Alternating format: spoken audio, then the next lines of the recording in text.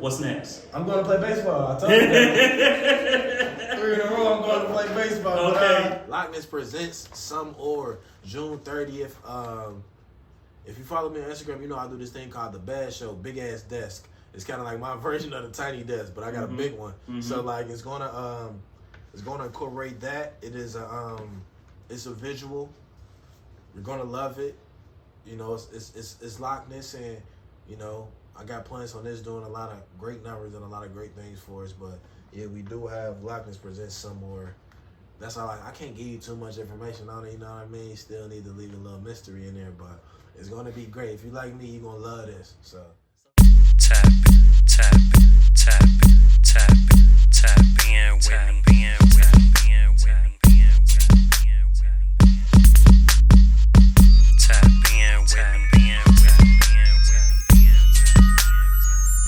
Yo, we get that mic hot, then we let that mic drop.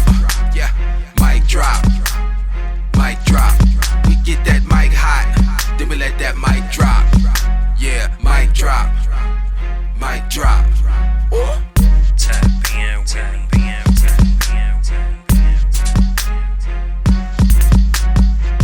Tap in with me.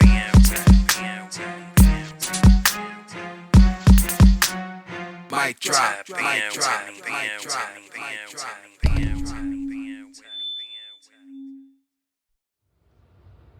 This is the mic drop with B. Anderson, and we are finally here at season 2.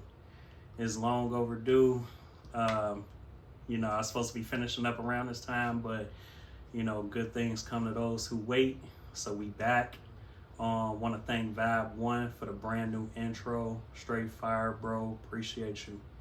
Today, we are starting the season off, to me, the right way, with the 3-time winner of Doo-Wop Cincinnati Poetry Slam. The only person to do it 3 times. The youngest to do it, Brince Etter. Man, how you doing today, B. Anderson? Man, how you doing, brother? Man, feeling good, like Yes, always.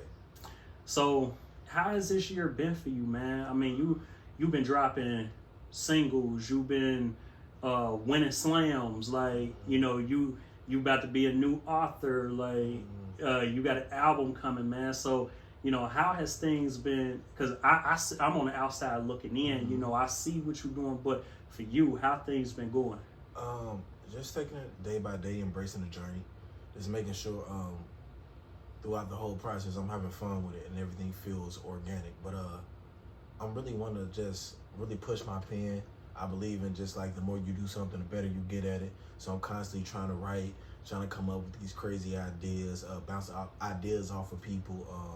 Not only how can I become a better writer or artist, but how can I become a better producer of an idea? How can I become a better creative director in terms of my group and what messages I want to leave within the art and with the music. So just really just developing, I guess, all around every spectrum of being an artist. But it's been fun, a little stressful, but you know, throughout the process, things will get tough. But tough times don't last. Tough people do. You know, shout out Mayweather.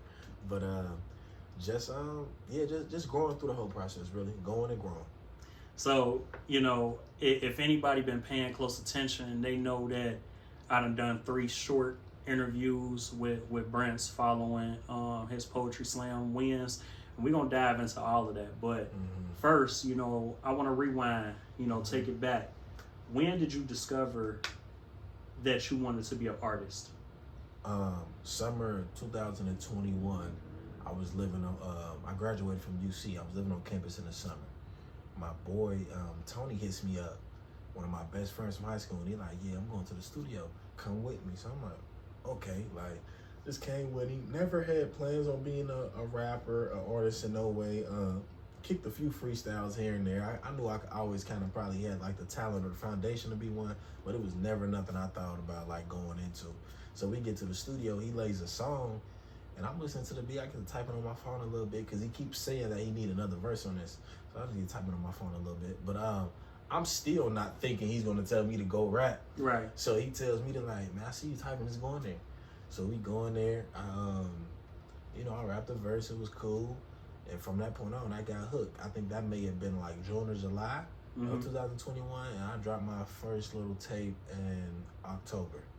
Okay, so literally around this time, 2 years ago, you really got to start. I mean, because I see your fan base, man. Like, you really been building, you know, a good audience for your stuff. And it's just interesting, like, just in a 2-year span, just from going from, man, I wasn't even expecting to do this, like, and I always think about things like nothing happened by coincidence. Like, you could have been anywhere else, but you were there, and look where you are now. Where did you go to high school? I went to Data High School. Okay, because Data on the west side. No, because it was interesting because I learned that we had a mutual teacher. Yeah, Miss Krause. Yep. Yes, and so you know, I had her at Hughes. Okay. And so, you know, when she shared the video and she's like, yeah, you know, I taught them both, and it's like, I can only imagine for her, you know, shout out to Miss Krause, you know, just to be in that position as an educator. And for me, I didn't go to Hughes in 9th grade, so she wasn't my English teacher. She was kind of, we had a class called, like, it was a professional class. And I was in a teaching and technology program. So, you know, learning how to be a teacher, you know, learning tech stuff and everything. And so, you know, she was the teacher for that, but still had that English background. And so I can only imagine from her point of view, like, to see two people, you know, who she taught. Like, I had just started writing poetry when I was in high school. Okay. So it was like, it was just a hobby then. So it's like, all that stuff that she was I'm like, man, if I would have known I was going to be doing this later on in life, I would have took it even more serious back then, you know? So, I always think like that too, because I didn't get, last year, 2022, February, I was on my phone in college.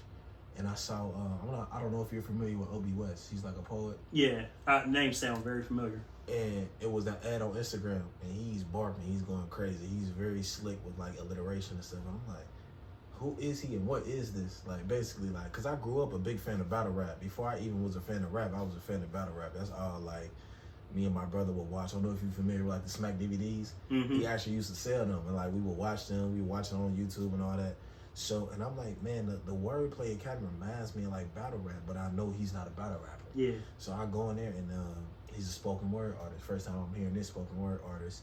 And I got up out my sleep. It had to be like 2 o'clock in the morning, and I wrote my first poem right there. And that's Mother Earth, the poem I do. Okay. That's the first one I wrote. That's the first poem I wrote in my life. Wow. I wrote that. Wrote that right in the dorm room, right after hearing him. It sounded a lot like him now that I look back on it, but you know, I had to put my own little twist on it over the times I performed it. And it was a slam coming up. That was February. I think I did a slam in, like, March. I think I came in, like, 3rd. It was right in my neighborhood. Then I did another one, maybe April, and I choked. Like, I forgot, like, first round, I blanked out. And Gifted was actually there. Soul Composed was there. You know, Talam AC, he like a famous poet. He was there too. He was like the star of the night. Okay. So I choked it, like, in front of important people. Like, if you ask me. And was this the Regal Rhythms Poetry Slam? Yeah, more poetry. More poetry. She'll be on later this season. Yeah. So, I choked at that one. And I didn't slam again till the first doo-wop in November that I won. Wow. So I just took, but that day I choked, I put it on my Instagram and I told everybody I choked, but I said every day from now, I'm going to post a freestyle every day. So, like, probably next time I get, I think for the rest of the month, maybe, I think it was like 30 days, I posted a freestyle I would write and post. Write, remember it, do the video, and post it. I did that for like 30 days straight. Wow. Until my birthday, that was in May. And I remember being in the dorm room and I saw doo-wop, like, sponsored on Facebook. I said, what's this about? And I clicked on it, I registered, I had so many butterflies in my stomach, like, giving that money, I'm like, okay, it is what it is. Like, and I went up there, this was around, like, late October, and I was also doing something with UC, the Black Arts Collaborative. We were doing something with Halloween, so I just had, like, a hot pen at the time. I was just writing, and I'm like, okay.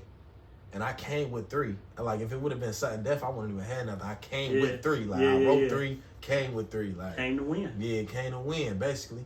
And I got up there, and this is my first time being judged on anything. But when the words start coming out, doing, I was like, yeah, this for me. Like, every round, I'm like, yeah, this for me. Like, and it was the whole fact that I didn't give up either. I could have choked and never got back on stage. Yeah. But it was the fact, like, that brought that dog, that energy out. Like, do you really want it? Like, you know what I mean? Like, I can't let that be my lasting impression. I know I'm better than that. So I came back, you know, that first one, and the rest history. You know what I mean? Like, that's what it was, yeah. So how don't ever stop, y'all. No matter what happened. Like, you choke, you stumble, you come back every single time. Like, you know what I mean? Like, Jordan got 6 rings after getting killed by Zeke and Larry, you know, late 80s. Like, you got to come. Then he won 3 in a row, played baseball, came back, won 3 more in a row. Yeah. Like, you know what I mean? Like, yeah. Stay focused on the grind. That's all it is.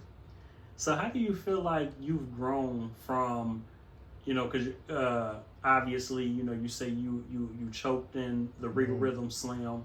So just pertaining to Doo-Wop Cincinnati Poetry Slam, how do you feel like with the 3 slams that you won, because all 3 were a bit different. I mean, especially that last one. But how do you feel from November to March to May?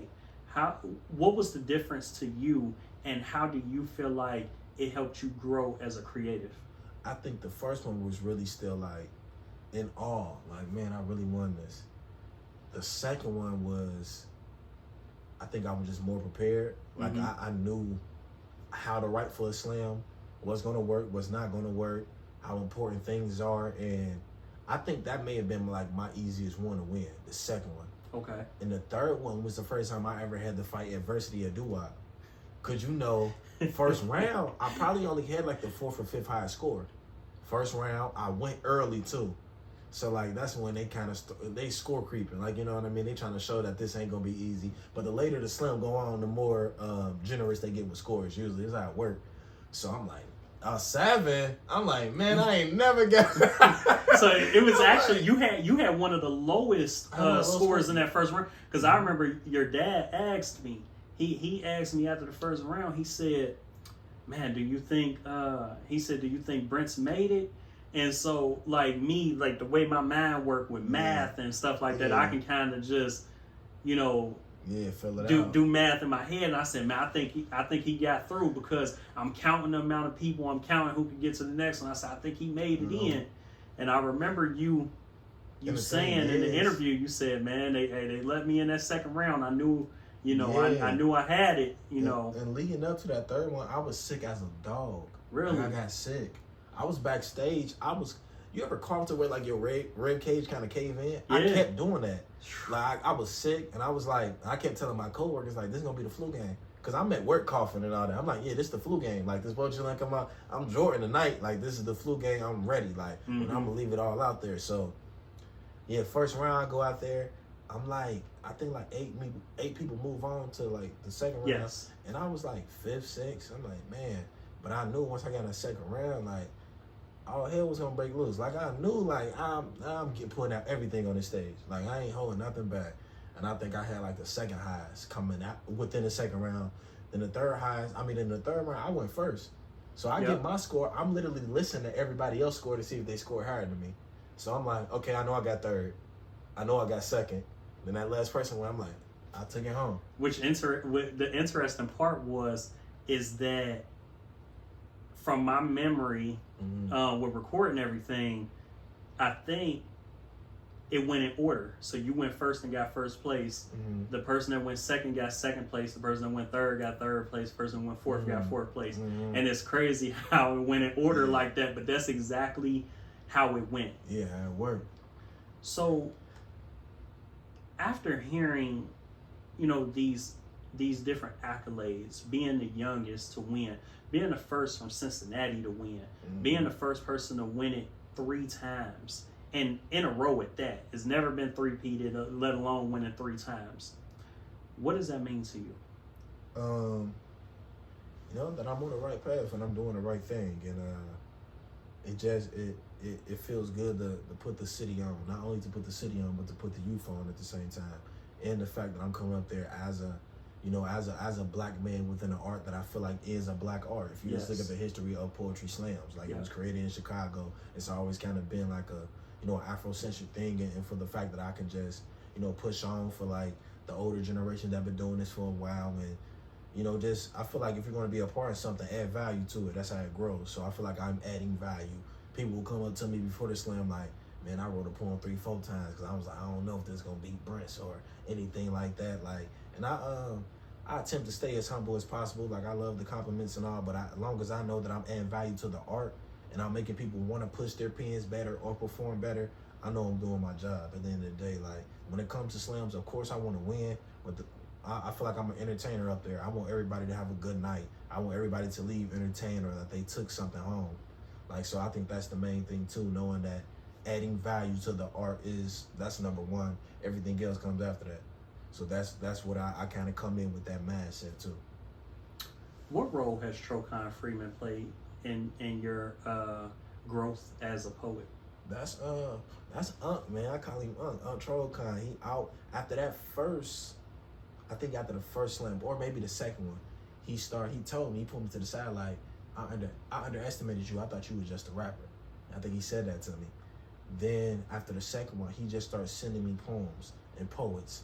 Like, look up Black Chopper, Rudy Francisco, Breeze the Poet, like all these great poets from the years and stuff. And he's just like, become studious, become a student, pick up on things, learn this, don't take this so serious, take this serious. So he always giving me pointers, and what I loved about it so much, he's a black man like me, like, and he from the motherland, you know what I mean? Shout out Liberia, and I think it's the approach he came with me, because he could have hated or anything, he could have did anything in that position, you know what I mean? But like, he saw that I may be able to take this thing to, you know, like a higher stage, or be able to like use these tools that he given me and be able to do like amazing things with them.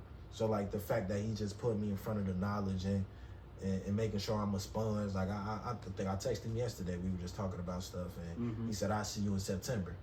So I don't think he ever going to make this one, but he's saying like, "I'll see you in September." I'm like, okay, one love. And yeah, he just always, that's kind of like one of my poetry mentors, really. And the stuff that you can learn within this can always be applicable to real life too. So, you know, you just always having an open mind, always being studious, and always understanding like you can learn and pick up on anything from anybody. I like that. You know, when because Trokon had come up to me after one of the slams and had told me, like, you know, I seen a young brother and I really wanted to, you know, helping however I could. You know, it's all about passing what I know on to the next person, because it's like, if I die with all this knowledge, what good is it? And so, you know, he told me, and it's one thing for somebody who is helping you to say, like, oh, I'm helping you. It's another thing when I see you at the Black Art Talk and you like, yeah, man, Trokon, you know, he just hit me up and he sent me poets and stuff. And so it's like, I love to see, you know, just the love between, like you said, black men, you know, black men helping other black men, just because I don't see it enough. So just the fact that he's doing that is excellent. What do you say to people that hate on Brince Etter? Especially like you being young, you being a poet, you winning these slams, and the fact that you only been doing poetry for just over a year, and it's people that may be a lot older than you, may been doing poetry, you know, the majority of their life and stuff like that. What do you say to those people? Blame God. Like, it ain't like, argue with him. And I tell some people, like, it ain't even about like the poems, it ain't about the words, it ain't about nothing. You just not willing to go where I'm willing to go. Like, at the end of the day, like, I'm willing to lose an arm to save a body. Like, I will be a W amputee and still be Brince. Like, you're not willing to do that on the stage. You're gonna get a bad score, you might tuck your tail. I'm not gonna tuck my tail. I'm gonna come out and bite even harder. It is what it is. Everything, I've never lost. Everything's been a lesson. When I choked, I ain't lose. That was a lesson. Come like this now. Prepare like this. Have more confidence within yourself. Carry yourself different. Lock in when you at these slams. I think sometimes a lot of poems, a lot of artists, when this is a slam competition. Like, of course I'm gonna show you love, but while we doing it, I'm trying to take your head off. Basically, you come up there and say something, I might have a rebuttal poem accidentally. I'm gonna come up there and do that. We taking this home. Like, I'm hungry. I can't afford to lose. That's how I be looking at it too. Like, I can't afford to lose. You signed up to do this poetry slam monetary, and you know, in hopes that you make a profit off this thing, or you may have a book. You want to be this. You gotta understand what you're going for. Are you going for it? And when poets say, like, I do slams just to express myself, baby, they got open mics for that. Up here, this is kill or to be killed. You know, it's a dog eat dog world at certain times. So, not to make it seem like it's no love within it, I always show love before and after. But during and between them lines, I'm trying to get at you. Magic and Isaiah Thomas used to kiss before the game. They'd kiss each other in the cheek. But while we hooping, it ain't none of that. Like, we're hooping now. So it's just like, I mean, the head ain't gonna do nothing. Like, go get better. Like, you know what I mean? Go to the gym. Like, and one thing I look at too, like, not to cut you off. I'm sorry, no, like, no, it's just it's funny, man, when like, I hear this. You gotta think, like, somebody lost their money 50 times betting against Mayweather. Mm-hmm. They lost their money 50 times. Mm-hmm. Some people come to see you win. Some people come to see you lose. Mm-hmm. But over time, you just gotta keep working.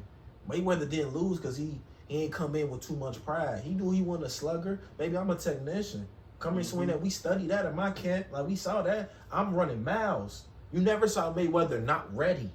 That was the thing with him too. You could talk crazy when you ready. You could talk crazy when you got that confidence in you. It ain't even about you. They only want you to be humble when you winning. Like, if you talk lazy and you lose it, don't nobody care. Yeah. But when you like an Ali, you know, I'm pretty. I remember some guy. I can't remember the poet name. It was a white guy. He wore a suit coat. And he's like, "Do you think you're gonna win again?" And I was like, "The champ should be pretty like me." Then I went back there and won again. Like, and when people say stuff like affirmations, that's nothing but me speaking life within myself.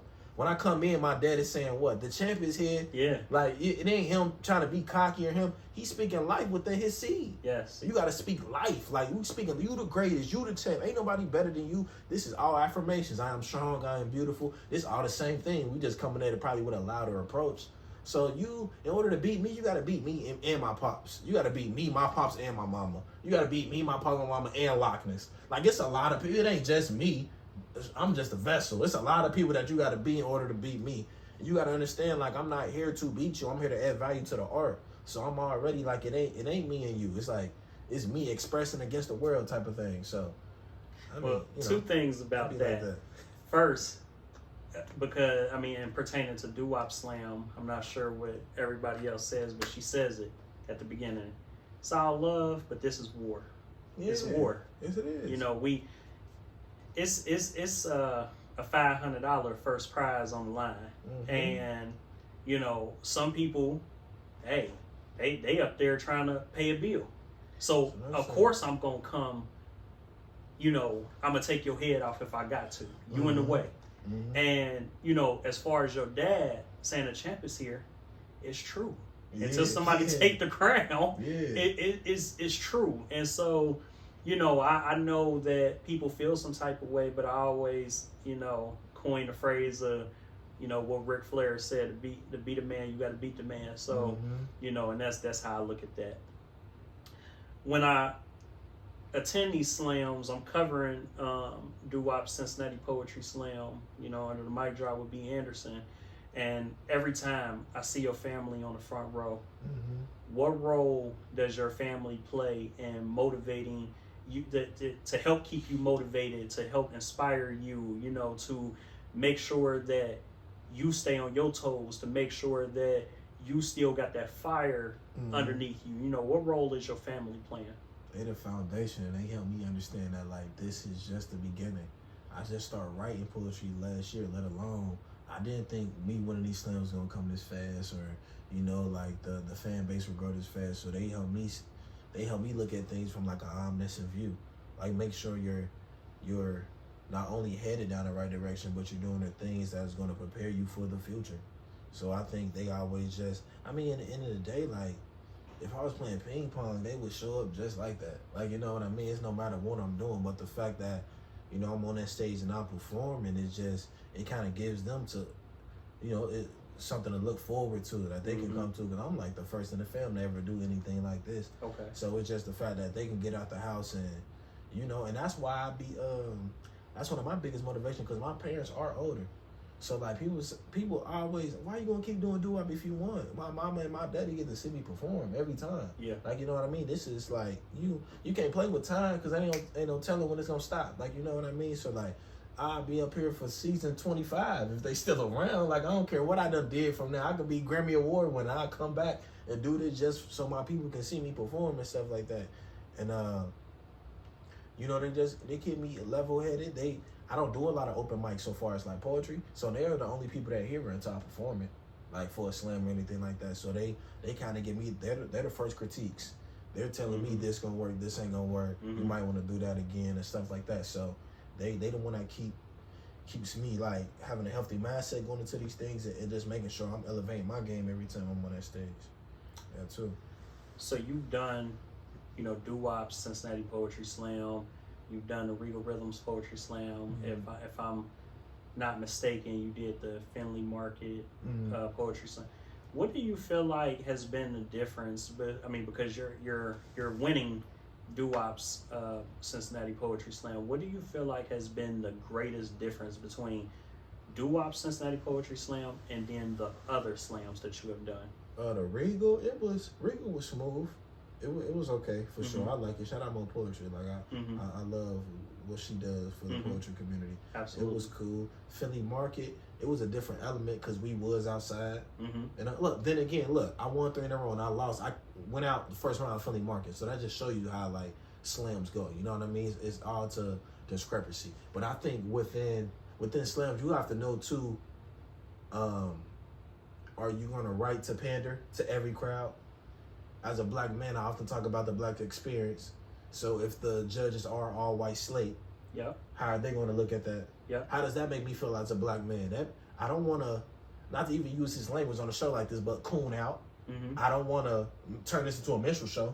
Like sometimes you have to lose for the sake of your pride and your dignity and what you write for. Absolutely. So you know what I mean. So and I'm not taking away from the person who won Philly Market or anything, but it's just it's just certain things you may experience within it, or you know, you always got to have that integrity as a creator. Like, what are you willing to do or willing to go? Like, everybody has different morals and you know, different things like that. So I think I think at doo-wop, it's just that feeling when you say a bar and you hear that whole crowd say, "Ooh," and you gotta bring it. You want to bring it back, but you can't because you're on time. So I can't even like when you got that bar. Or like when you just, I don't know, you get up under them lights, it's just different. Like you know what I mean? Everybody's looking at you. You got the camera on. You got people staring at your face. I'm staring back at them talking crazy. Like I'm looking at the judge. It's like so. It's just like.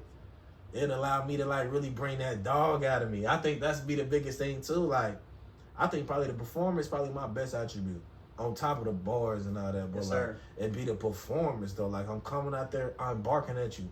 This is not poetry no more. This is me talking to you. Like I'm talking to you now. Like let's have a conversation. Let me hold your hand and take you on a journey.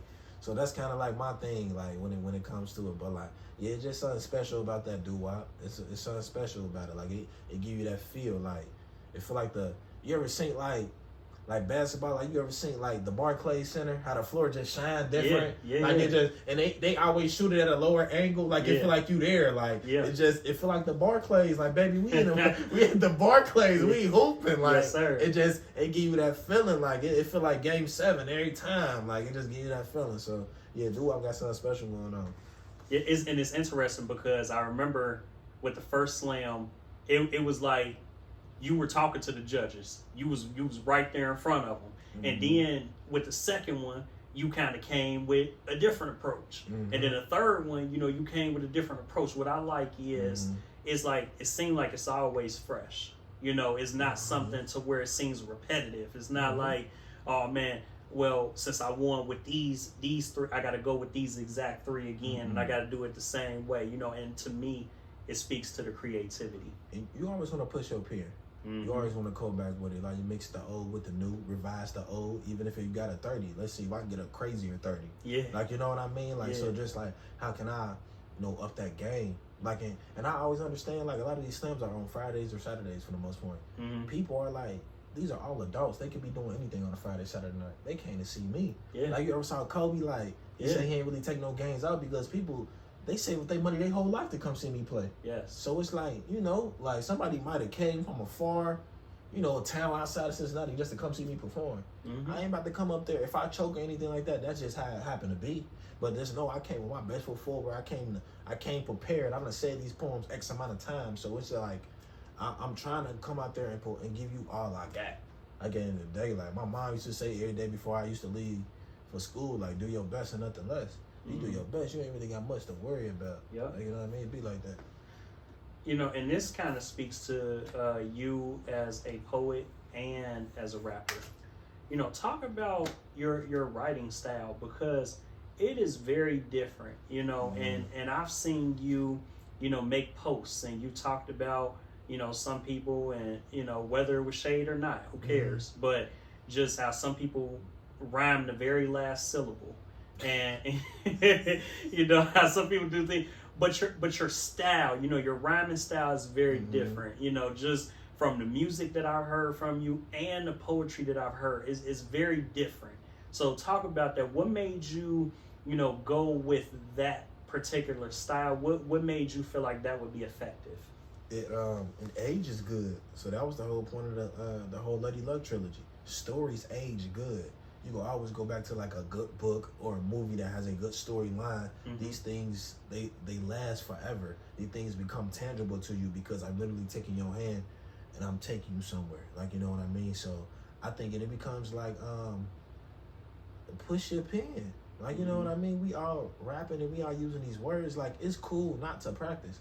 Like, that's what these guys make. It's cool not to get better. It's cool to just say, oh, I freestyle. You're not freestyling. You just punching line by line. You're just writing without physically writing down. Like, that's okay. Like, that's. I feel like people don't understand what Lil Wayne was saying when he said that. He just doesn't pick up a pen and write. He's writing in his head and just saying it as it goes. Everybody doesn't have the luxury to be in a studio that long either. Right. If I'm on 3 hours, I'm not even about to come play with this time. Yeah. I'm about to come with 5 verses. Yeah. And I know I'm like that. So, you know, I can be efficient in that. So I think people, you take pride in skipping steps where it ain't really that. Like, if I practice this in and out dribble 1,000 times versus somebody to say, oh yeah, I don't need practice, I just play. Eventually that's going to show. You know what I mean? Because you just haven't put in your 10,000 hours within this game. Like, you have to stay humble. There's no way you can outwork the game. Like, it's impossible. Like, you have to stay humble and you have to understand, like, the journey of growth and how tough it can be at times. Like, I'm not trying to come in and just be like, oh yeah, I don't write nothing. I do this, I do these numbers and da-da-da. Like, that sound all good, but it's like, it's a longevity thing because you see people come and go. Like, you know what I mean? So just understanding that, you know, good food cooks slow. Yeah. Like, you gotta take your time to really appreciate the craft. People send me flyers all the time. I don't know where they be from. This slam. I got this slam coming up, little brother. I know you did doo-wop. I got this slam. I can't do that all the time. Like, you know what I mean? I gotta take time to, you know, prep for these slams. Make sure I'm leading with my best foot forward, because I would hate to water down my craft or overly saturate, and I'm half-assing it. It's 7. I'm giving you 7 out of 10 when I know I can give you 11. Yeah. If I really just give myself the time. Sometimes you gotta miss certain things. Everything ain't for you at certain times. So, like, that's what I love about doo-wop. Give me time. Yeah. It give me time to write. It give me time to think about crazy ideas I can, you know, make poems about and stuff like that. So that's why I do it, because I know I'm coming ready. I guess that type of thing too. So yeah, just staying creative, and how bad do you want something? Like, you know what I mean? I think that's what it comes down to. Do you want to just rhyme the last syllable? Like, this ain't Wonder Mike, and like you know what I mean? Like, this ain't hip hop hippity. Like, this ain't Curtis blowing them. Like, they was doing that. You know, like, you see what Rakim and them came in doing. You see how Eminem and them rap. You see how Kendrick and Cole and them rap. Yeah. You know what I mean? You see how Biggie is with the story. You know what I mean? You see this. So you got all this greatness and you just want to ignore it. That's like not going back and doing your due diligence to the art. You're not being humble to the game. Cheating the game. Especially when you have a gift. You know, I was once told that, you know, I had kind of reached a level to where I'm like, man, I just want to give up, man. It ain't going. And somebody told me, nah, you ain't allowed to do that. It's your responsibility. You was given a gift, so you ain't allowed to just say, oh, I ain't doing it no more. It don't work that way. So, you know, I had learned a valuable lesson with that. But, you know, talking about your rhymes, man, you have been putting out singles, man, all year with the visuals attached to it as well. Talk about, man, my personal favorite, you know, and I done told you this, man, the Duke It Out single, and just the visual of a boxer going to the corner, and I think he was going to the corner for like round 4, before round 5, and so talk about what was the idea behind that? How did you put that together, man? And I love the content, man, and just talking about, you know, basically when it's like just talking about how you had to fight and the things that you went through and why you here and all it, man. Talk about that. So usually the writing process, me and my boy Dan, shout out Loch Ness, Dan Malik City Petway. Me and my boy Dan, sometimes I come with a concept or he'll come with one, and we like, man, we should do something to where like we fighting the world. Like I'm the boxer and you like the corner man. You know, you custom auto, you Boudini Brown. Like, so I'm like, all right, bet. So we usually pick out a beat and we work so much to where we just send voice memos to each other till we get to the studio. So like, you know, writing, and I'm trying to, and I'm very conceptual, but I think that pushes your pen too, because now you have to scheme with certain things. You have to stay on topic, you know, for the sake of the song. So now I'm just scheming with, if you go through the whole thing, we're all scheming about boxing. Everything, everlasting feeling, you know, everything like cuss the motto out because the duck and left, you know what I mean? Like, so all the bars within it. So we do that, and I'm like, we gotta have a crazy visual. It gotta be me like fighting. Then we had Pops being a referee. You know what I mean? My little sister doing the makeup to where I got a blackened eye. And we love to give like memorabilia too. We love like having Loch Ness memorabilia. So he wrote his favorite line of his verse on a glove, and I wrote mine. We happened to give it to somebody. Shout out Tati. She like the biggest Loch Ness supporter in the world. So we always just try to make everything, I wouldn't say like give it an old school feel, but it's like making it tangible art. Like, you know what I mean? Something that lasts. Like, even if you say, if you see, I had on ringside trunks, but I put tape over and said dark side. Like, now it's welcome to the dark side. You know what I mean? Type of thing too. Like, and Dane had the same, if you see on the bottle, he says, take a sip of this holy water. I Get yourself together before you choose to go any farther. You 4 rounds in. Hey, that was deep, man. Because he starts spitting knowledge to you. Like, shout out Dan. Yes, man. And that's why I say, man, it's so much, man, behind that. Because when he comes in and says, take a sip of this holy water, he start, you know, just dropping them gems on you, man, and just telling you, like, man, look how far you done came, man. You can't give up, man. You got to keep going. Man, hey, so that was deep, man. If you see on the water bottle itself, it says holy water. I got like Michael special juice, like Looney Tune joint. We peeped that. We put holy water on it. Like, we put holy water on it. So it's like, but that thing goes back to a black man speaking life into another one. I want to give up. I don't want to be here. It's tough. He's speaking life into me. Yes. Get yourself together, God. He's referring to me as a God. What can a God do? Create and add value. You can create and add value to this. You have to keep going. Like, so, you know, like, that's a lot of the literature he always uses when he talking to us. But it's like, it's that speaking growth into me, speaking knowledge when I'm getting beat up by the world, because that's who I'm fighting to duke it out. I'm fighting the world. Like, you know what I mean? I don't want to do it no more. It's tough, but it's like, you know, you got to keep going. That thing, it kind of foreshadows. I could have tucked tail in that first round. I could have been like, you know, came in with bad energy, or like I'm trying to. I came in like I was supposed to. You got to act like you supposed to be here. Like I'm supposed to be here. It ain't no, oh, I'm happy. I ain't happy to be here. I'm supposed to be here, baby. Like, you know what I mean? We supposed to be here. We supposed to be in the finals. It's no flukes. I don't believe in flukes. It's a reason I'm here. Like, you know, to either learn a lesson or give one. You know, or both. Like, you know what I mean? So, like, I'm supposed to be here. It's a reason why I'm here. Like, I could have been doing 1,000 other things. I could have never picked up a pen last year. And we'll never be here talking about none of this. Like, you know what I mean? I probably just would have been a regular old Brince somewhere, but it was like God put that lead in my hand, that graphite, and I got to write and I got to performing it, and now we here speaking about stuff. You know what I mean? Dan Malik and TD Petway, they've been rapping since they was kids. Like you could hear it too. Like they just sound like they've been doing it for a long time. I didn't start rapping till I was 21. So to be in these positions, it's all a blessing. So it's like it seemed like the story was already wrote. Like, you know what I mean? I'm just now just being that character in it and just seeing it within myself. Like, this is what I'm supposed to be doing, like, for a long time. You know what I mean? So, and we're gonna get into Lockness in a minute, Mm-hmm. but first I want to talk about, you know, just your style of releasing. So, Mm-hmm. you know, I've seen that you've been dropping on YouTube, you've been dropping stuff on Instagram and things Mm-hmm. like that. So what made you go that route instead of the traditional streaming route of, okay, let me go to like CD Baby or United Masters or something like that and drop it on Spotify and Apple Music and stuff? I drop stuff like Duke It Out is not out yet.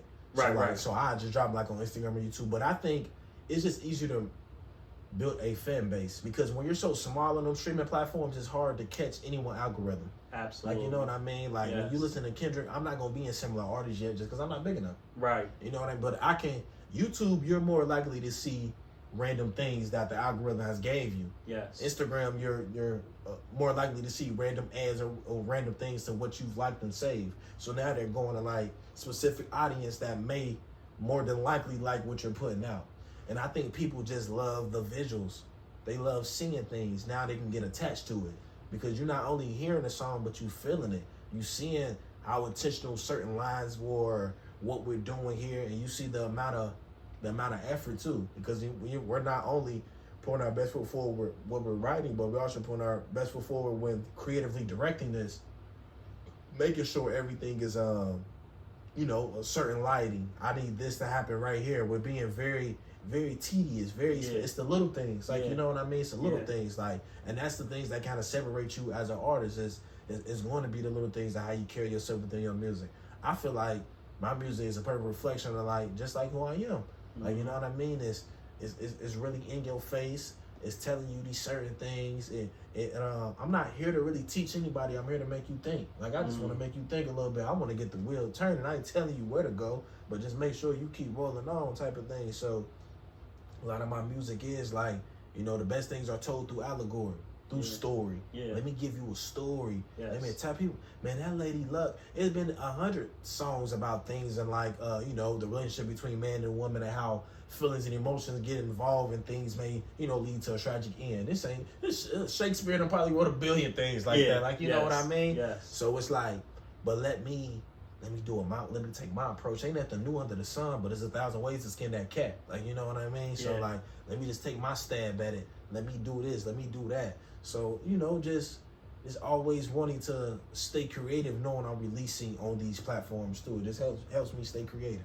Hey man, I love that response to that, man.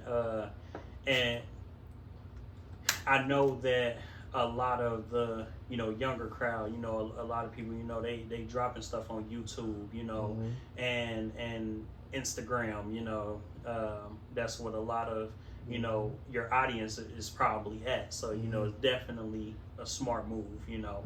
I know people like me, I'm like, man, I want to throw it in a playlist, man. So, you know, so getting back though to Lockness, man, how did you, you know, how did the three of you form, you know, y'all team? I met Dad in 2021 at this press and play, like plug and play thing they had at Time Studios. We linked up there. We've been cool ever since. But I think the ending of 2022, we was calling each other, we was bad company. Like, that's what me and him was. He's part of this group right now, still, Black Crown Mafia. Shout out Black Crown Mafia. But me and him, we was calling bad company. And that's when we created the first Lady Luck Part 1.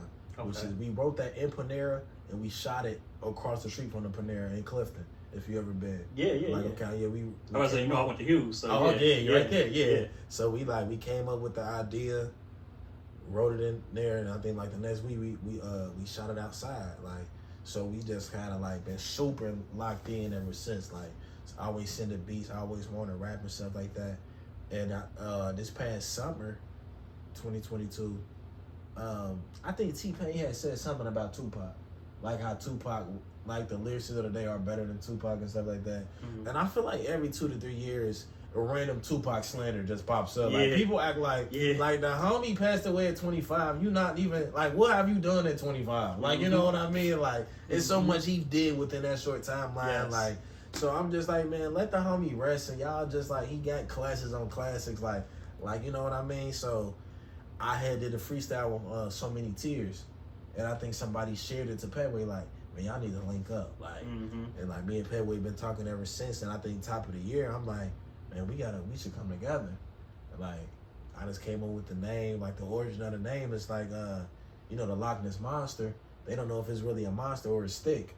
So, but I'm a monster with the stick. Okay. So we call it like, so we call it like Loch Ness, and like, you know, we all have locks. Yeah. So that makes sense too. And when you lock something, it's secure. Yeah. Like, you know, it ain't going nowhere. It's tight. It's almost an infinite bond. Yeah. Like, you know what I mean? So that's how I'm looking at it too. So yeah, that's how we kind of came up with Loch Ness, and you know, ever since we've just been taking this approach that I really never seen before.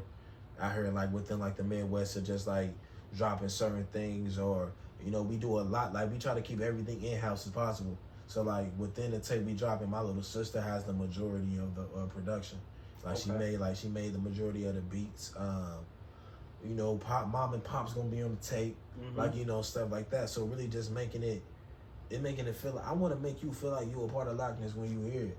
Like, you know what I mean? Like you are Loch Ness.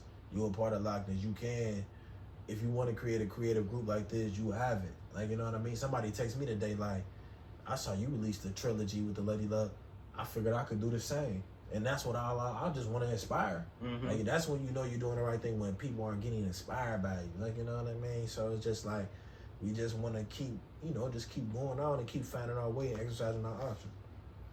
Man, that's super dope, man. And you know, like I said, man, I love to see black men working together, coming together for a positive cause, man. You know, we see so much negativity, man. So to see, you know, just the magic that y'all making, just to know that, hey, man, we got plans to be around for the next 20, 30 years, you know, I think it's super dope. But you as an individual artist, I seen you post a Facebook post the other day, and you talked about different collabs that you would like to see. You know, and I know you mentioned the last one, you mentioned that, you know, you would love to do a collaboration project with Cleo Court. So my question is, outside of Cleo Court, who else could you see yourself collabing with? Like, who would you like to do a collaboration with in Cincinnati? And it could be a vocalist, singer, rapper, poet, whoever. Okay, I like Papa Gora. If you Okay, yeah. That's the homie. Like, I love Papa Gora. So yeah, Papa Gora, Kyrie BTB. Yeah, he one of my favorite. He probably one of my biggest influences, like within the city for sure. So like get him on the mic drop. Yeah. Who else? Man, I hate them on the spot. She be blanking on everybody. Let me see.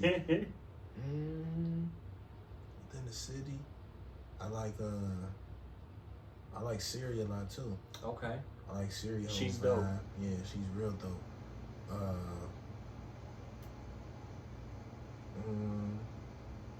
don't really know. Let me see who else. Okay, give me a poet. Give me a poet. I was just about to go to poet round. Yeah, give me a poet. Brave Nate. Oh man, homie, that's like, I love Brave Nate. Yes, like, sir. Brave Nate. He actually next interview after you. Yeah, I love Brave Nate. Brave Nate, Trocon. Yeah. I think me and Trocon are hot son. Like, you ever play God of War, like Kratos? Yeah. You know how Kratos got the sun? Like, Yeah, it can be that type. It can be that type of vibe for sure. Like, so like, yeah, Brave Nate, Trocon. Really, Okay. like, I really love to work with them for sure. I'm gonna tell you too, man. Hey, don't sleep on them vocals, man. The doo-wop be bringing to the table, Yeah, man. yeah, I don't know if you done yeah, heard her Sincerely Doo-Wop album, man. You got the Oh, okay. Now I gotta tap in. yes, I gotta yes, tap in for yeah, sure. Yes, I gotta yeah. tap in. She got with the book right here. She had did a triple project. Okay. Had the book, the journal, and the soundtrack drop on the same day. So I'm gonna have to get you that info after this. So yeah, man, you got to tap in.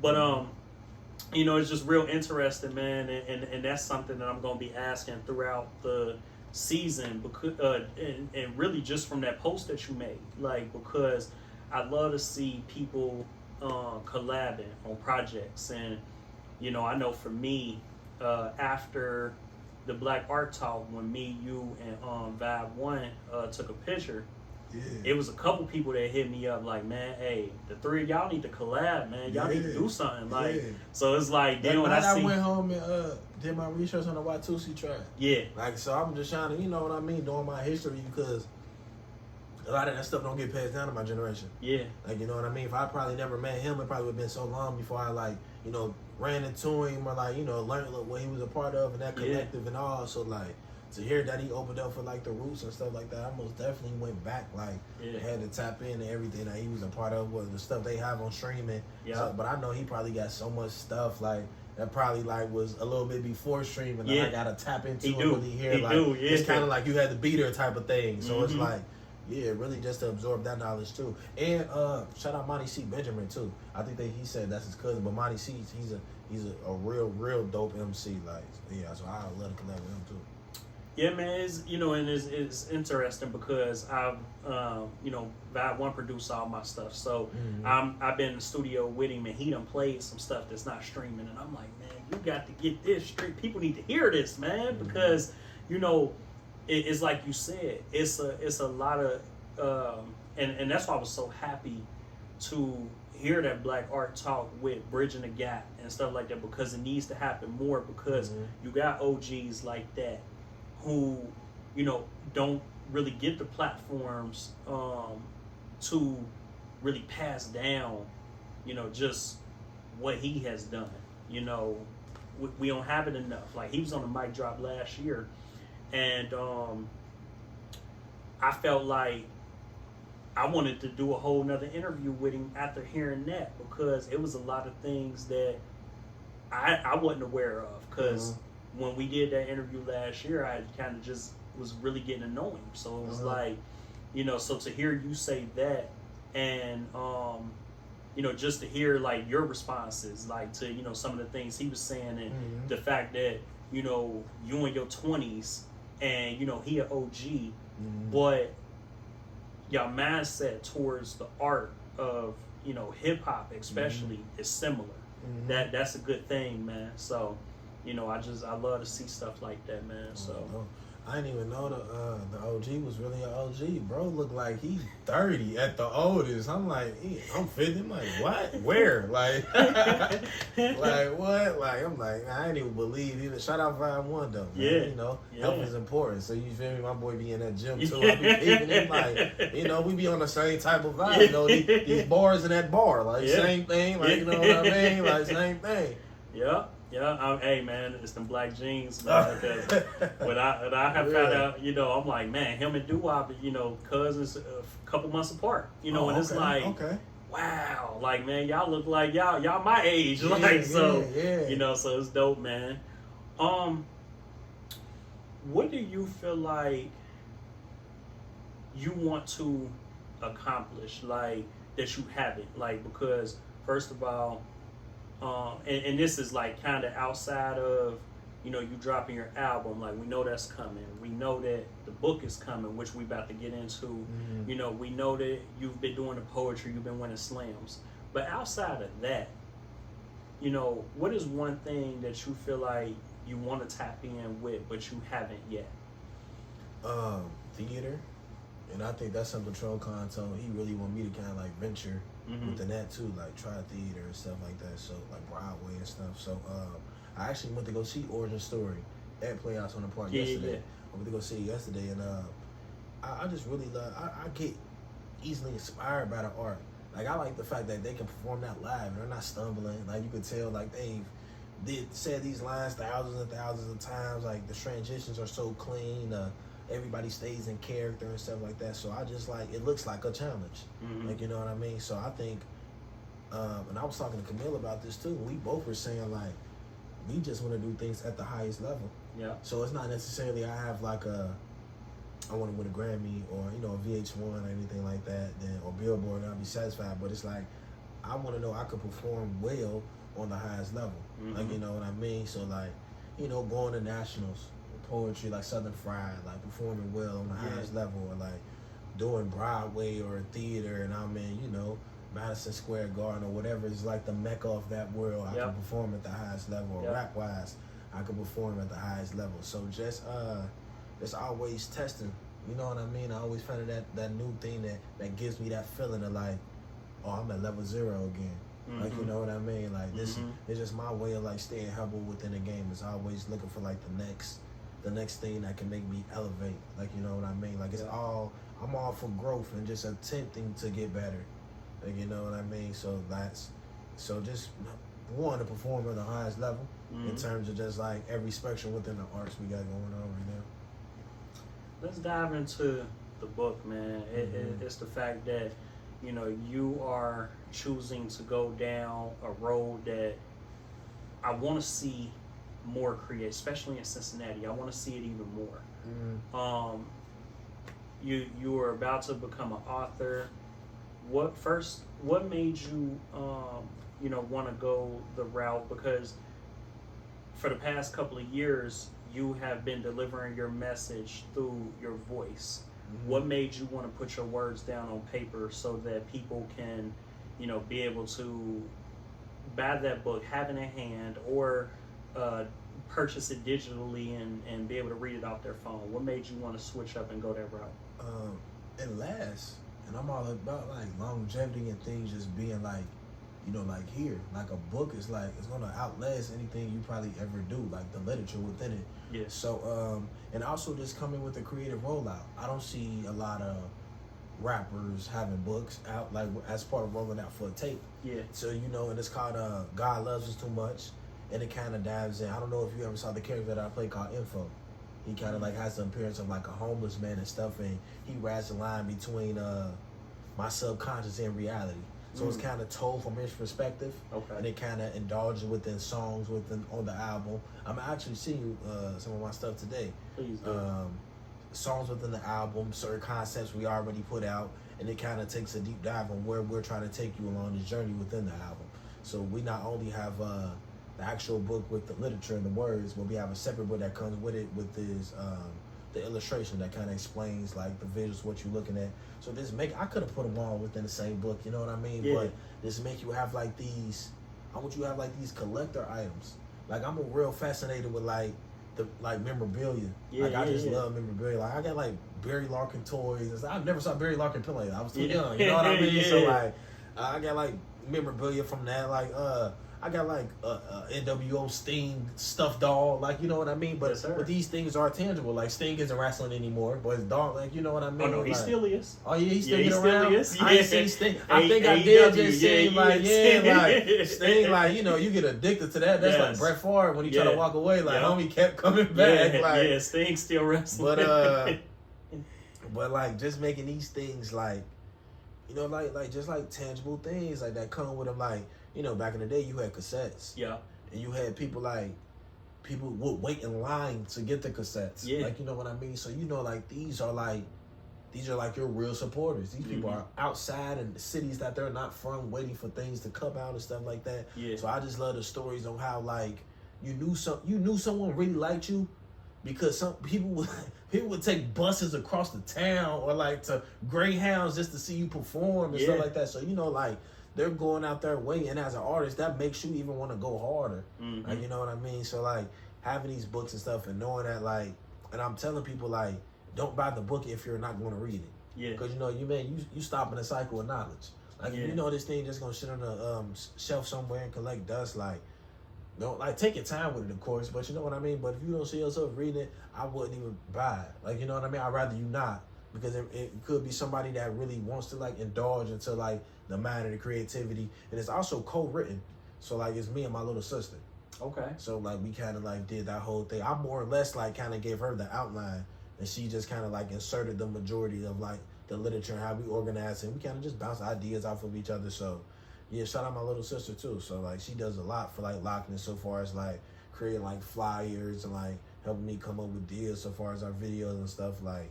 And I think this whole process has shown me that creativity is a team effort.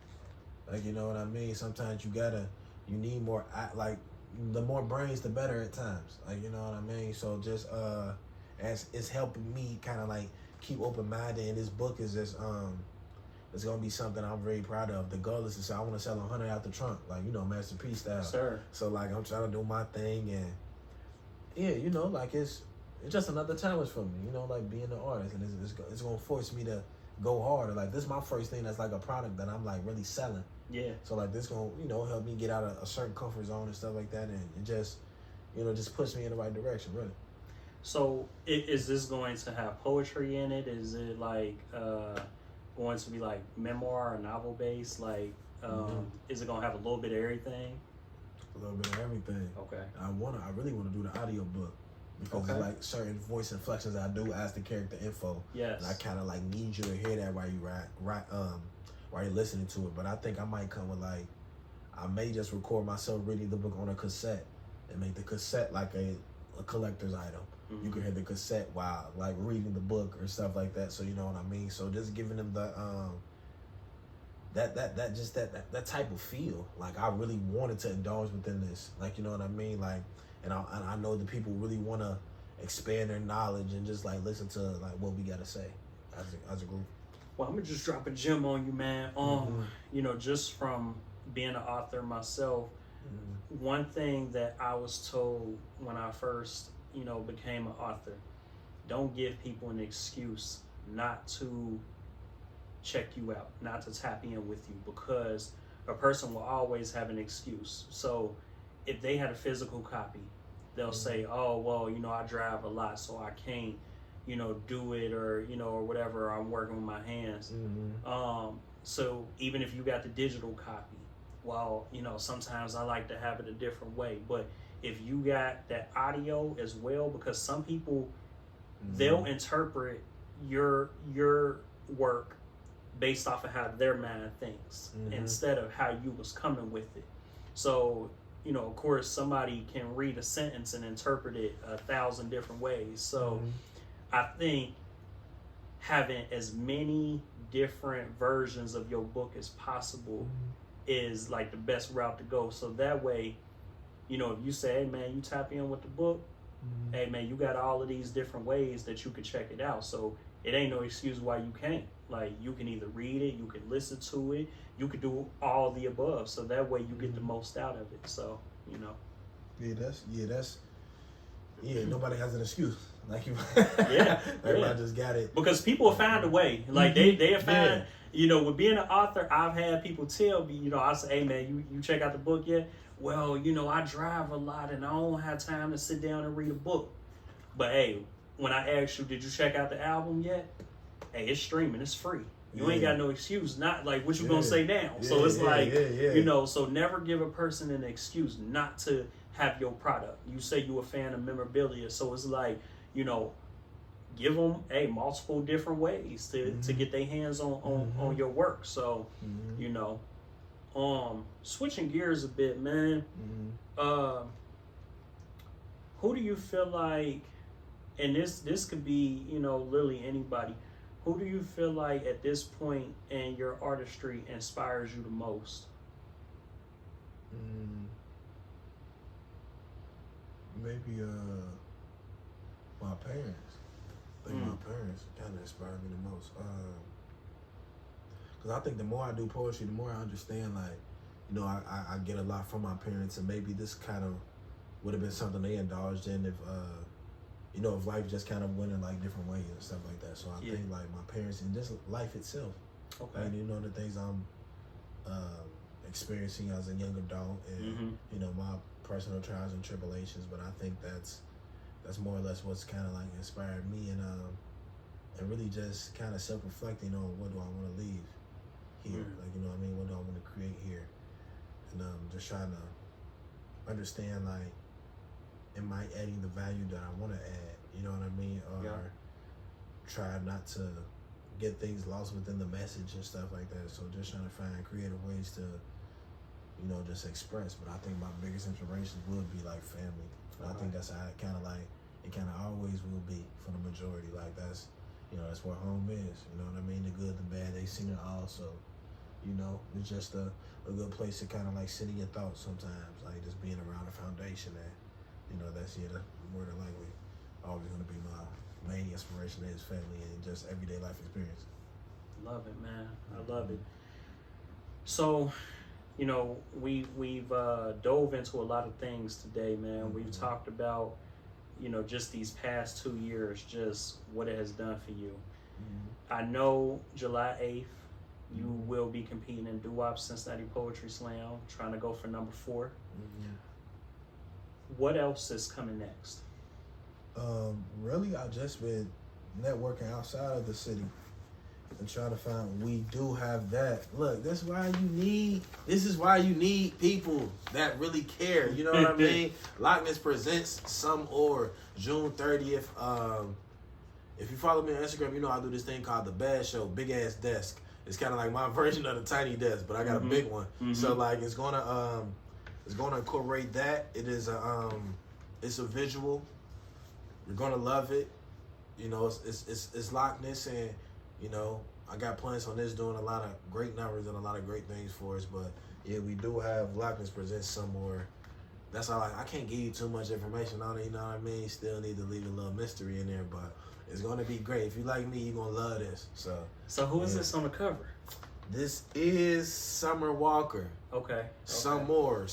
You know, I try to bar up the name. Like, you know what I mean? I try to bar up the name itself. So see, I'm kind of the older, so I mean, I'm hip to her music, but you know, I don't really be paying attention to what how she look or nothing. So I know people watching it like, man, how you don't know her? Like, you know, I know the music, but I ain't really know what she looked like, to be honest with you. So well, we got the 30th we dropping that. All July is going to be like the rollout for the tape. Okay.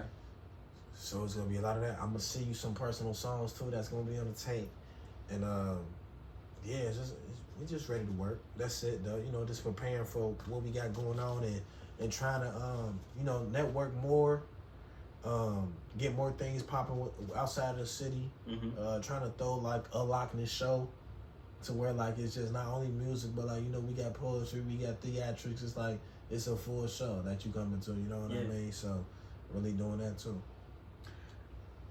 So, with that being said, Mic Drop exclusive. Do you have a release date for the book, for the album? We're gonna debut the book at Doo-Wop, so July 8th. That's the plans. We're gonna debut it at Doo-Wop. Okay. The album early August. Okay. Early August. That's mainly it right now. When it's gonna be a very fun rollout. I'm excited for the rollout. Like, you know what I mean? So yeah, it's gonna be entertaining for sure. Though. So I want everybody to tap in. In your opinion, are we in the era of Loch Ness? I don't even know if it's the area because it's so young. Mm-hmm. But it's like, it's just like how I look at it is like I came in like Luca. Like I just came in already like that. Like for the majority, like I came in nice. So it's like. It's only up from here. Okay. Like, you know what I mean? Like, I had my trials and tribulations. I know I'm going to have more. But it's like I have to, I think some people don't accept that they are great at a young age. And there's nothing wrong with that. Like, you know what I mean? People always want to put a time or something like, well, I was, you got to do this and you don't have to do anything. Like, this is your life and this is how I'm going to do it. Like, you know what I mean? Like, so I think kind of this approaching it like that, too. Like, that's what the family basically like to say too. Like you're already, like you won this 3 times. It's a reason. Like you know what I mean. So like, carry yourself like you won it 3 times. Look for these certain opportunities. You don't have to do this. You should do this type of thing. Like you know what I mean. So like, not like a feeling of entitlement, but of like, a lot of the proof is in the pudding, and I just want to put more proof in it. Like you know what I mean. That like I'm worthy of what I'm asking for. I'm worthy of what I'm doing. You know what I mean. Until otherwise. So just I will say you in the Loch Ness era. Because, like, there's no other way around it at this point. You know what I mean? The rise has been fast. Yeah. Foot is constantly on the gas. We're constantly thinking. So, you in the Loch Ness era for sure. So, like, Hey. it's going to be a great one. It's going to be a great one. For all the haters out there, get used to it. Nah, for sure. Get Like, used to it. ain't nothing you can really... Oh, we plan on... I ain't really told nobody either, but next year, Southern Fried Loch Ness plan on going down there. We're going to go down there on the poetry tip. Florida. We gonna get busy. Okay. So you know what I'm trying to bring back. Okay. So, you know when I come Because down there, they got the groups, you know, that's doing their thing. So they doing their thing. So we just gotta take our time, approach it right. And if I feel like we ready and we feel like we ready, we're gonna go down there and put it all on the table. You know what I mean? Like, that's all it is. Like, see, I like that stuff. That stuff give me, but I'm nervous just talking about it. Like, you know what I mean? Like, it ain't nothing wrong with being nervous, but I'm never scared. Yeah. Like, that's what I be trying to separate too. Like, every do-up, I be nervous. You got nerves in your body. That's natural. But I ain't scared. Those scared men stay at home. Yeah. I'm outside. Like, what we doing? Like, you know what I mean? So, like, it give me that. If it don't give you that feeling, I don't think it's full. Like, it might not be for you yet. Like, I'm talking about something that's a whole year from now. Like, a whole 12 months. So, it's like, I'm already getting that feeling. Like, I already talked to Troll Con about it. Like, man, we going to nationals with that shit. Like, we going to see what's like that when I'm down there. Like, what can we do down there? So it's like, you know, just being like, just having that little dog in you. Like, want to prove yourself a little bit. You know, want to prove it to yourself. That you can go up there and do that. Like, it's impressive knowing I went from writing in a dorm, choking, to like, arguably one of the most decorated poets in the Midwest right now. Like, you know what I mean? Or one of the hottest, or one of the most consistent, however you want to word it. Like, you know what I mean? But on this side of the United States, like, I feel like I'm one of the best. Like, I feel like I'm one of the best, period, in the world, if you ask me. So it's just constantly proving that and constantly want to, you know, get better and stuff. Like, you know what I mean? Like, get better. That's it. I just want to get better. That's it. So you make a lot of comparisons to athletes. Who would you say, you know, whether it be, you know, basketball, football, boxing, whatever, like, who are your favorite athletes or favorite teams? Favorite LeBron James. Okay. My favorite player sounds like 3. Okay. Like, you know I ain't what mad I at mean? you. I ain't mad at you, bro. LeBron, Mayweather. And I think what really helped me understand, like, why when he became one of my favorite athletes was, you know, when we got cable and we got Showtime. So you can see the prelims leading up. And you just see how crazy he working. His like, work you know ethic is insane. And a lot of the great black boxers, they got their father in their corner. If you look at it, like, you got him, he had his father and uncle. You know, Black Mamba, Roger Mayweather. You know, you got Devin Haney now that got his pops. Sean Porter got his pops. A lot of the Hispanic fighters have, like, their pops in it, been fighting through the generation. So that kind of show that, like, what a black man can be if we all stick together. A lot of that, like combat sports, you see that a lot within combat sports. So like LeBron, Mayweather, I like Ellie De La Cruz. I ain't even like, you know him, like Reds, like another guy. He brand new. Like, he look like he young, you know, locks hanging, hitting that ball crazy, rookie. You know what I mean? So like him, a lot of people like AI. Okay. Mike Vick, LaDainian Tomlinson. Now that right there, that's my all-time favorite football player. LT was crazy. LT had the whole hood wanting to put the visors on. That's like, I'm a Chargers fan, man. Hey, I've been a Chargers fan since I was 10, man. I was a Chargers. My brother's best friend, rest in peace, Anthony Griffin. That was his favorite team. Okay. And I think he may have got me like a LaDainian Tomlinson jersey. Yes, sir. And my brother, he brought me, Mike Vick used to have a football made for left-handed people. I'm left-handed. Okay. My brother brought me that too. It was navy blue and red. Yeah. Like it was like an alternative Falcons jersey. Like, so like, I had that. So like a lot of them guys. That's why I mess with you, man. Yeah, man. Lefties, man. You know, lefties do everything right. Yes, like, sir. You know what I mean? Sir. Like, hey. I be trying to tell them, man. that's where a lot of it come from. You know what I mean? Like, so that's where the adversity starts. Because the majority of things in life is made for right-handed people. Sir. Like, we always have to get around, like being like the awkward ones. Scissors, like everything, Scissors, man. you messing up your feet. You put your 2 fingers where the thumb goes. Like, you know what I mean? You cutting backwards, like, you know what I mean? So a lot of that stuff. So them a lot of guys. Like Muhammad Ali. My dad a big, crazy Ali fan. So like, I can see that. Ali, I can see that. Crazy Ali fan. Like, another man that was constantly speaking affirmations and speaking to God within himself. Like, you know what I mean? So like him, Mike Tyson. Okay. Probably some of my favorite athletes. Lamar Jackson. Okay. I love Lamar Jackson. Champ Bailey. Okay. That's one of my favorite football players too. Champ was a monster. He just played on the wrong team, man. I can't stand the Broncos. My dad loved Deion Sanders. Okay. My dad loved Coach Prime. Okay. what you call the loud black man. It's that they speaking who they are. Yeah. They being themselves. What he said, Mama, I always told you I'd be a star, and I got one of my helmets. Yes, like, sir. you know what I Yes, mean? sir. That type of vibe, like, I'm good, and I'm going to show you that I'm good. Yeah. Like, you know what I mean? Like, so this how to carry yourself. That's how you're supposed to carry yourself as a person. Like, you put the work in, and you believe in the work. Like, you know what I mean? Them, that's all the guys did. Like, you know what I mean? Like, you just take it as it comes, and you ready for the growth. So, yeah, those are my favorite athletes, though. Yeah, for sure. I'm making a lot of analogies to sports. Yes, sir. Hey, man, so... last question. Do you feel like, thus far, and especially with this interview, do you feel like we've covered everything you would like to touch on? Yeah, this was a beautiful interview. Like, I knew it was gonna be one, and we covered a lot. I guess you got to see like some of the psychology in mine was constantly going through my mind. Got to express Lockness, the book that's coming out, the things we have ahead, and I'm just ready to work. And like, I think the interviewers did a great job with just expressing everything. Hey, well, I'm glad that you decided to come on. Very last thing is, I'm doing something different with season 2, and I want to give my guests the opportunity to ask me a question, and it could be anything. Ask me a question. And I'm gonna answer. The first time you saw me perform at Doo-Wop, what was your initial thought? Completely different.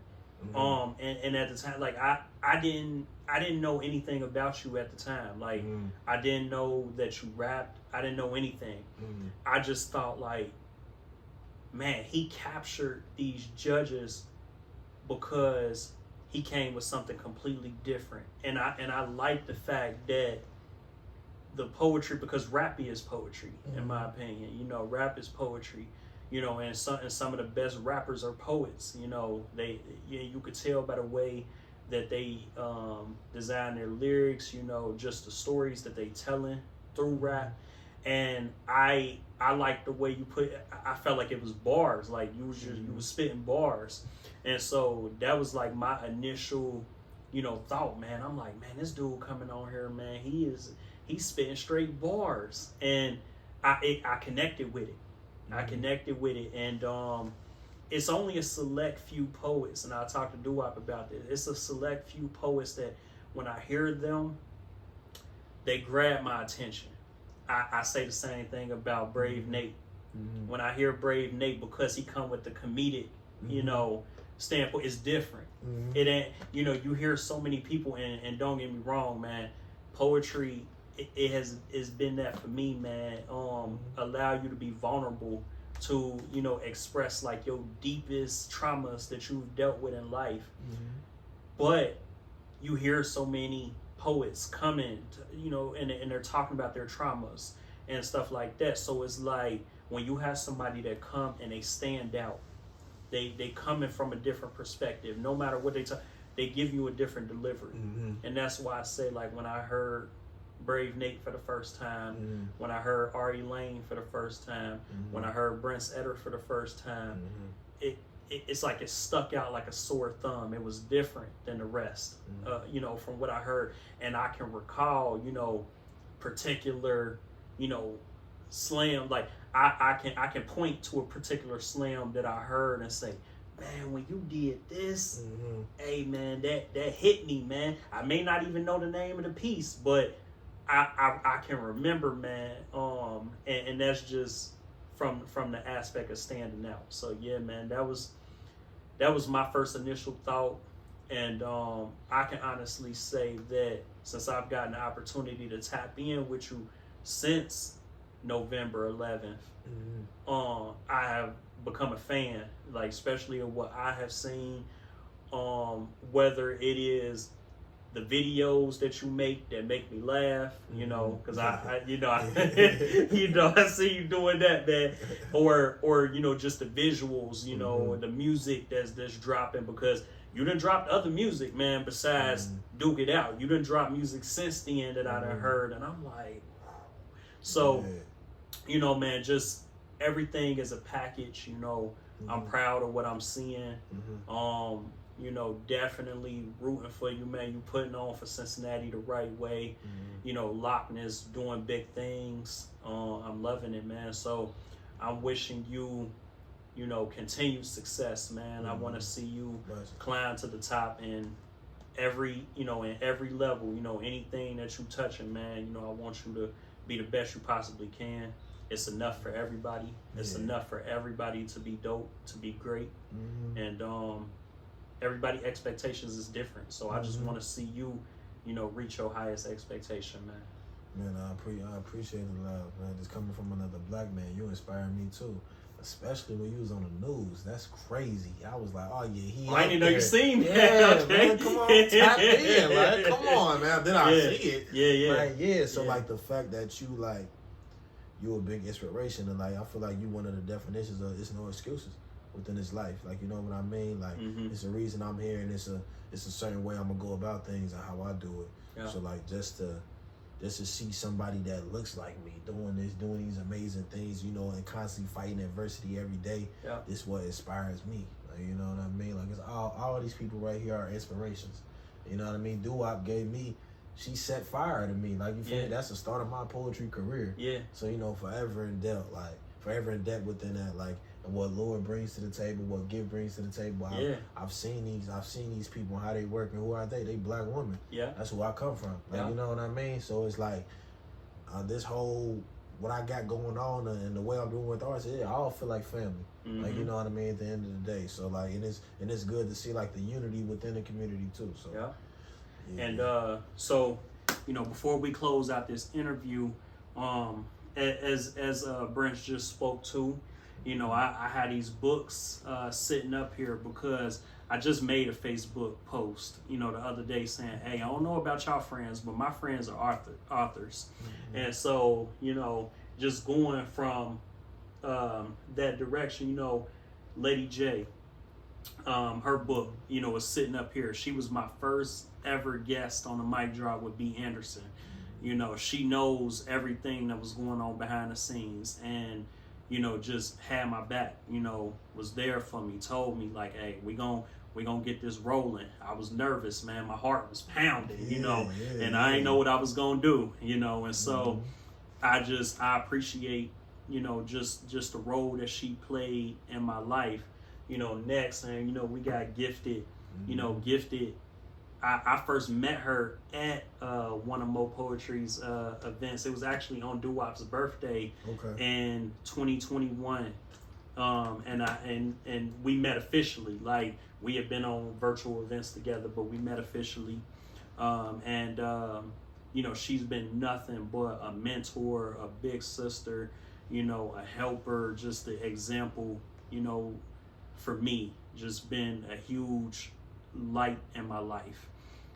Doo-Wop, you know, Doo-Wop is my consultant. You know, she's the one that, you know, I'm sitting down where I'm bouncing ideas off of. She got a whole business, a whole consulting business, a whole coaching business. But just as a sister, just as a friend, you know, she dropping jewels on me, you know, every chance she get. You know, if she see me post something on Facebook and I need to look at it from a different perspective, she giving it to me. She telling me what I need to hear, not what I want to hear. And you know, just, I mean, she was the only person that appeared on my first album last year, did my interlude for me, you know, and just really lended herself to me in any way that I needed, whether it be checking out a poem, whether it be giving me an opportunity, like covering her slam, like being able to video and do things that I love to do. So, shout out to her, and shout out to Laura Wise. Laura always been an example. Laura has been a real special person in my life. She gave me my first opportunity to be a moderator on her bougie panel for her book release last year. Just always giving advice, just always being there. And I don't know if you know this about her, but she a true fashionista. She put it on. She own it. Put it on, but yeah. not only just for her. I done text her a couple times hey, I need a fit for this event on this day. These are the things that's gonna be happening. Less than 5 minutes, she's done sent me 3 different outfits. There you go. So just always being ready. Just always giving me advice. And Laura was the first person to appear on the mic drop twice. So she was the first person to do that. So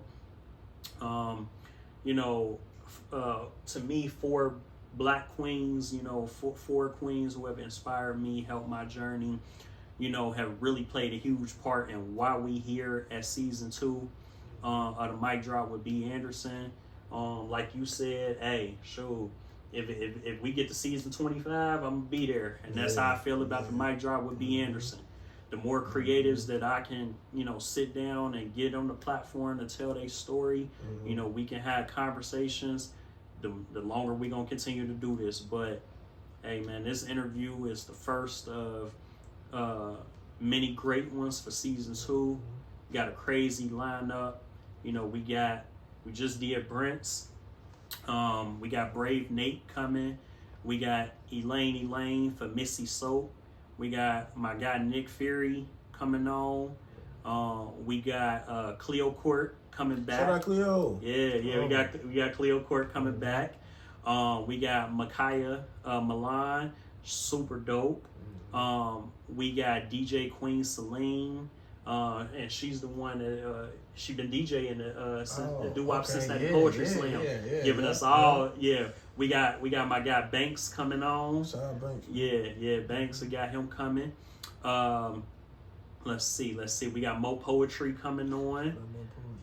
We got my guy Monty Quinn. He was the one that actually gave me the blueprint to writing a book. He's the one that let me know, hey, you need to do this, you need to do that. Just gave me all of the steps. So, we got so many dope creatives. We may have a couple surprises coming in. So, yeah, we got a dope season coming, and I'm real excited about it. And hey, I'm ready, man. So tap in. Yeah, man. One love, man. Mic drop. B. Anderson, Brince, Etter. Beautiful. This has been a mic drop with B. Anderson, and we are out. Tap in with me.